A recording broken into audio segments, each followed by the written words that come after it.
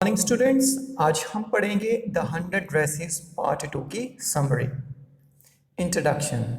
The 100 dresses second is a sequel to the 100 dresses first, यानी कि ये इसका दूसरा पार्ट है द 100 ड्रेसेस 1 का।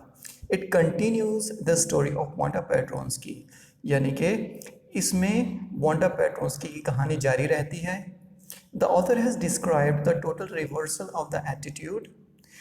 इस पार्ट में जो लेखक है उसने दिखाया है कि किस तरह से जो वांडा के कक्षा का वांडा की क्लास के जो स्टूडेंट्स हैं किस तरह से उनके नज़रिए में, उनकी सोच में किस तरह से बदलाव आता है। Attitude of our classmates towards Wanda, Wanda के प्रति किस तरह से उनकी जो सोच है वो बदलती है। The author writes about Peggy's and Maddie's feeling of guilt. जो ऑथर है वो मैडी और पैगी की जो गिल्टी फीलिंग है, जो दोषी वाली भावना है, उसको उजागर करता है। एंड रिपेंटेंस, और उनकी जो पश्चाताप की जो भावना है उसको दिखाता है। The story also confirms the view that children have an innocent mind, यानी कि कहानी में इस मुद्दे पर भी बात की गई है कि जो बच्चे होते हैं उनका मासूम मन होता है and can be easily moulded, और उनको आसानी से बदला जा सकता है उनके विचारों को। Summary. As the class was going around the room and watching the 100 dresses, जब क्लास कमरे में घूम कर उन 100 ड्रेसेस को देख रही थी, Miss Mason received a letter from the principal's office. Miss Mason ने प्रिंसिपल्स ऑफिस से एक पत्र रिसीव किया, उनको एक पत्र मिला। Written by Jan Petronski, Wanda's father, जो कि जैन पेट्रोस्की जो कि वांडा के पिताजी थे, उनके द्वारा लिखा गया था। The letter showed that Mr. Petronsky was really angry about the ill treatment meted out to his daughter. इस लेटर में ये लिखा हुआ था कि जो जैन पेट्रोन्स्की है वो बहुत ज़्यादा गुस्सा हैं, किस वजह से कि उनकी बेटी के साथ बहुत ज़्यादा बुरा व्यवहार किया गया। He further informed the teacher that Wanda would no longer come to school. और इस लेटर में आगे उन्होंने ये भी बताया कि अब वांडा स्कूल नहीं आएगी, as they were shifting to a bigger town where nobody would make fun of her name. अब क्योंकि वो बड़े किसी शहर में, टाउन में शिफ्ट हो रहे हैं जहाँ पर कोई भी उसके नाम का मजाक नहीं उड़ाएगा।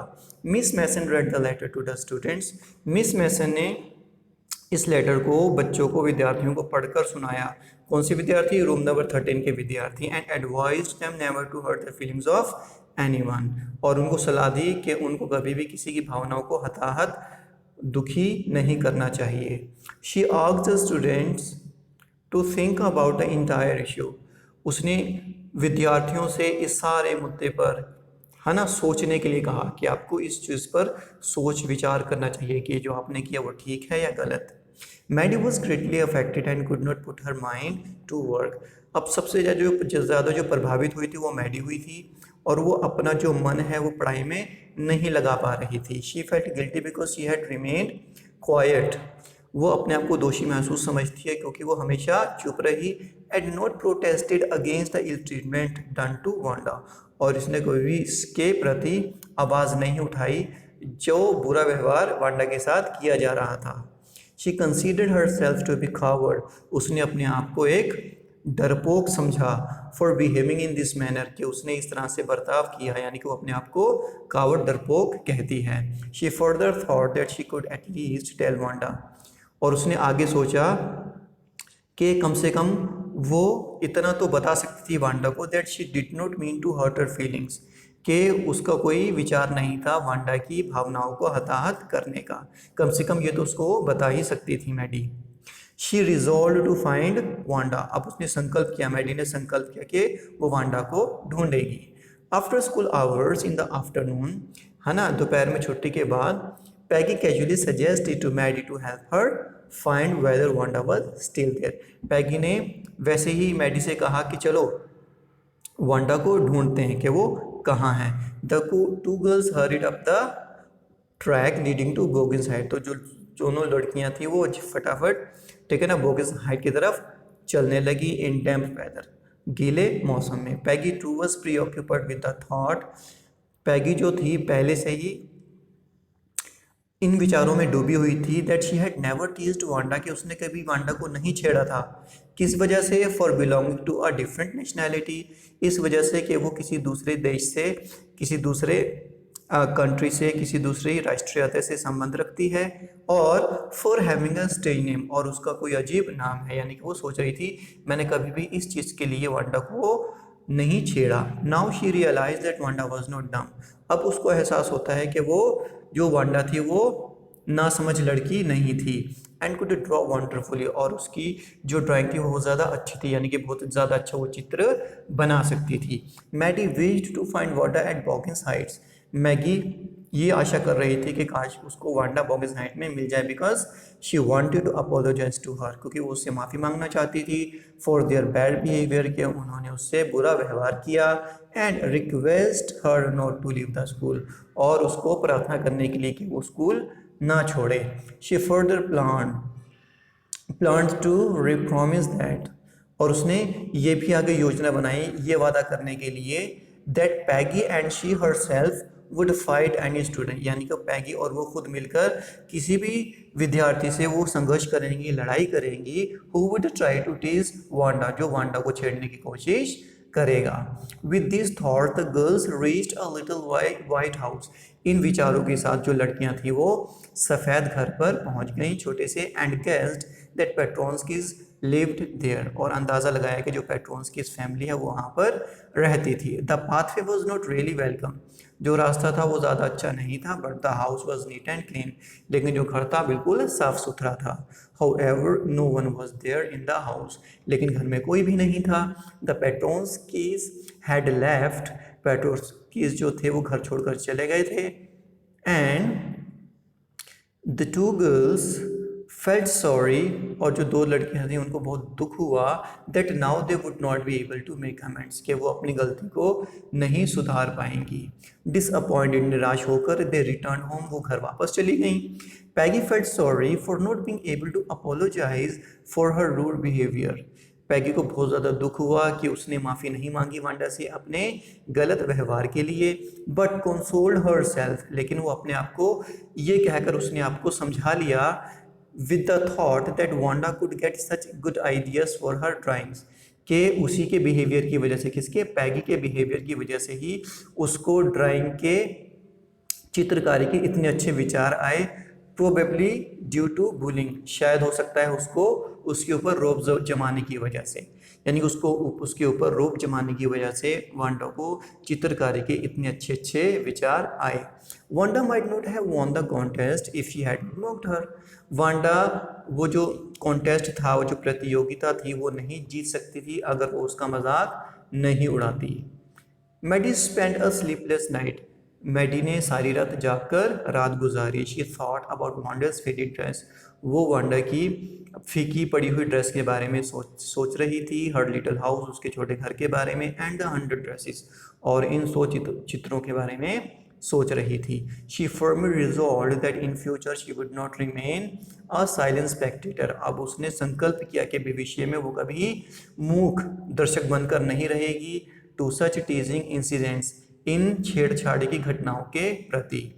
She also resolve that if anyone teased a person, और उसने ये भी संकल्प लिया कि अगर वो किसी व्यक्ति को छेड़ते हुए देखेगी, किसी व्यक्ति को, she would raise her voice, वो अपनी आवाज़ उठाएगी। And even challenge her best friend Peggy, और यहाँ तक कि अपनी बेस्ट फ्रेंड पैगी को भी इसकी वजह से चैलेंज करेगी। She wouldn't mind losing Peggy's friendship, और उसको बिल्कुल परवाह नहीं होगी कि पैगी की फ्रेंडशिप टूट जाए, उससे उसकी मित्रता टूट जाए। If it would be for the sake of stopping someone to tease, अगर उसको किसी को छेड़ते हुए व्यक्ति को रोकना पड़ा, अगर इसकी वजह से उसको अपनी दोस्ती भी छोड़नी पड़ी पैगी से, तो उसको कोई परवाह नहीं होगी। The two girls spend one Saturday, दोनों लड़कियों ने जो शनिचर की जो आफ्टरनून थी, दोपहर, writing a letter to Wanda, किसमें बिताई? वांडा को पत्र लिखने में। They meant it to be a letter of apology, पहले तो उन्होंने सोचा कि ये एक क्षमा पत्र हो, but it turn out to be a just friendly letter, लेकिन ये एक मित्रता भरा लेटर उन्होंने लिखा इन विच दे इन्फॉर्म्ड वांडा, जिसमें उन्होंने वांडा को इन्फॉर्म किया, बताया that she had won the contest, कि वो प्रतियोगिता जीत गई है, and admired the beauty of her drawings, और उसकी जो चित्रकारी है, ठीक है, उसकी बहुत ज़्यादा उन्होंने प्रशंसा की। They sent the letter to her Boggins Heights address, उन्होंने उस लेटर को बोगिंस हाइट्स एड्रेस पर भेजा, एंड मार्क्ड इट, और उस पर लिख दिया प्लीज फॉरवर्ड, कृपया आगे पहुंचा दो, ऑन द एनवेलप, उस लिफाफे पर। They did not get any reply from Wanda, अब उनको वांडा से कोई जवाब नहीं मिला, and concluded that perhaps Wanda was annoyed with them, और उन्होंने ये निष्कर्ष निकाला कि शायद वांडा उनसे नाराज है।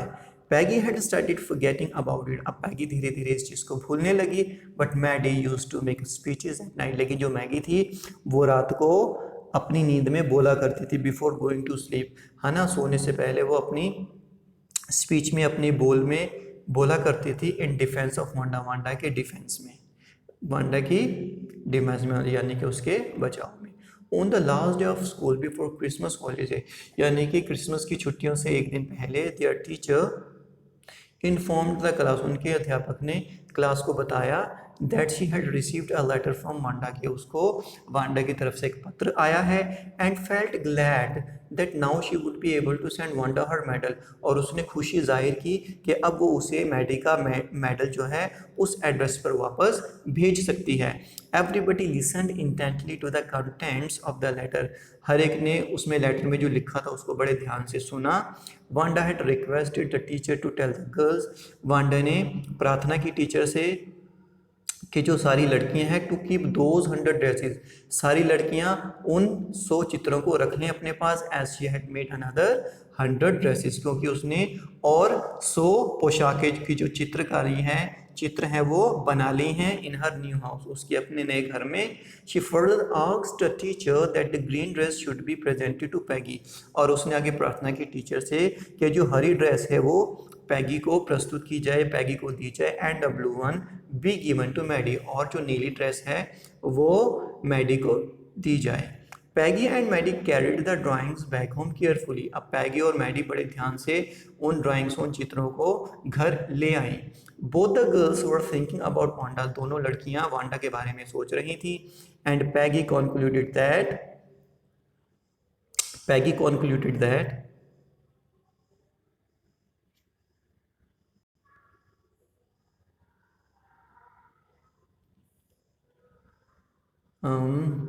Both the girls for thinking about Wanda, दोनों लड़कियां वांडा के बारे में सोच रही थी, एंड पैगी कॉन्क्लूडेड दैट, और पैगी ने ये निष्कर्ष निकाला दैट वांडा रियली लाइक्ड, कि जो वांडा थी उन दोनों को पसंद करती थी। However Maddie felt sorry that she would never be able to meet Wanda, लेकिन पैडी को बहुत ज़्यादा दुख हुआ क्योंकि उसने सोचा कि अब वो वांडा से कभी नहीं मिल पाएगी।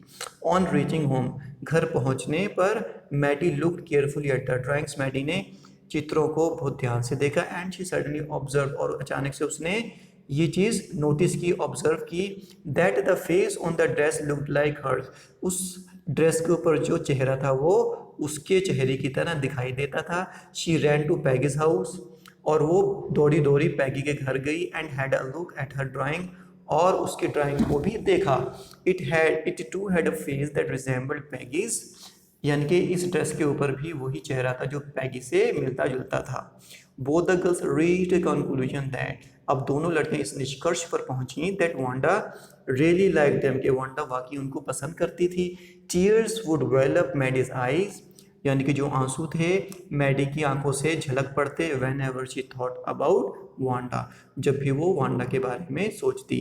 Okay, thanks for watching, like share and subscribe.